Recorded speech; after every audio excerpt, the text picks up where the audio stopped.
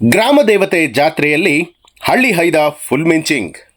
Egg rice ತಿಂದು ಬಂದೀನಿ ಎಂದು ಹಾಸ್ಯ ಚಟಾಕಿ ಹಾರಿಸಿದ ಹನುಮಂತು. ಕಾರ್ಯಕ್ರಮದ ಪ್ರಮುಖ ಆಕರ್ಷಣೆ ಆಗಿದ್ದ ಬಿಗ್ ಬಾಸ್ ವಿನ್ನರ್.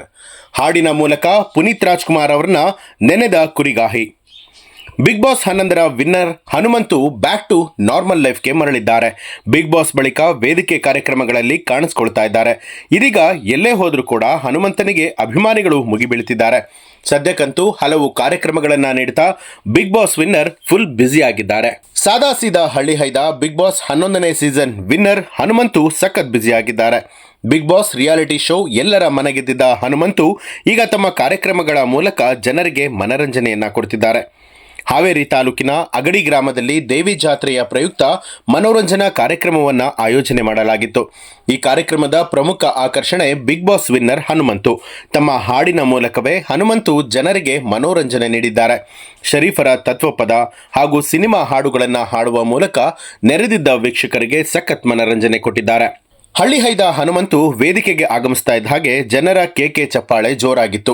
ಮೊದಲು ಕೇಳ ಜಾಣ ಶಿವಧ್ಯಾನ ಮಾಡಣ್ಣ, ನಿನ್ನ ಒಳಗ ನೀನು ತಿಳಿದು ನೋಡೋಣ ಅನ್ನುವಂಥ ಹಾಡನ್ನು ಹಾಡುವ ಮೂಲಕ ಜನರಿಗೆ ಮನೋರಂಜನೆ ಕೊಟ್ಟರು. ಹಾಡಿನ ಮಧ್ಯದಲ್ಲಿ ಎಗ್ ರೈಸ್ ತಿಂದು ಬಂದಿನ್ರಿ, ಯಾಕೋ ಸ್ವಲ್ಪ ಧ್ವನಿ ಸರಿ ಇಲ್ರಿ ಅಂತ ಹೇಳಿ ಹಾಸ್ಯ ಚಟಾಕಿಯನ್ನ ಸಿಡಿಸಿ ಜನರ ಮುಖದಲ್ಲಿ ನಗು ತರಿಸಿದ್ರು. ನೆರೆದಿದ್ದ ಪ್ರೇಕ್ಷಕರನ್ನ ಭಾವುಕ ಕ್ಷಣಕ್ಕೆ ಕರೆದೊಯ್ದ ಹನುಮ. ನಂತರ ನಿಜ ಹೇಳ್ತಿದ್ದೀನ್ರಿ ಕೇಳ ಗೆಳತಿ ಅನ್ನುವಂಥ ಜಾನಪದ ಹಾಡನ್ನ ಕೇಳಿ ಹನುಮಂತು ಹಳ್ಳಿಯ ಜನರ ಮನವನ್ನ ತಣಿಸಿದ್ರು.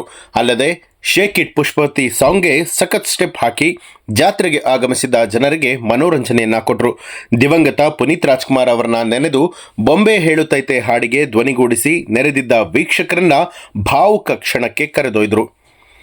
ಕಾರ್ಯಕ್ರಮ ಮುಗಿತಾ ಇದ್ದ ಹಾಗೆ ಹನುಮಂತು ಜೊತೆಗೆ ಅಭಿಮಾನಿಗಳು ಸೆಲ್ಫಿ ತೆಗೆದುಕೊಳ್ಳೋದಕ್ಕೆ ಮುಗಿಬಿದ್ರು.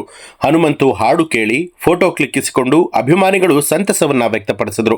ಹಳ್ಳಿ ಹೈದ ಹನುಮಂತು ಕಾರ್ಯಕ್ರಮದ ಮೇಲೆ ಕಾರ್ಯಕ್ರಮಗಳನ್ನು ಕೊಡ್ತಾ ರಾಜ್ಯದ ಜನರ ಮನಸ್ಸನ್ನ ಮತ್ತಷ್ಟು ಗೆಲ್ತಾ ಇರೋದಂತೂ ಸತ್ಯ. ನ್ಯೂಸ್ ಡೆಸ್ಕ್, ವಿ2 ನ್ಯೂಸ್, ಬೆಂಗಳೂರು.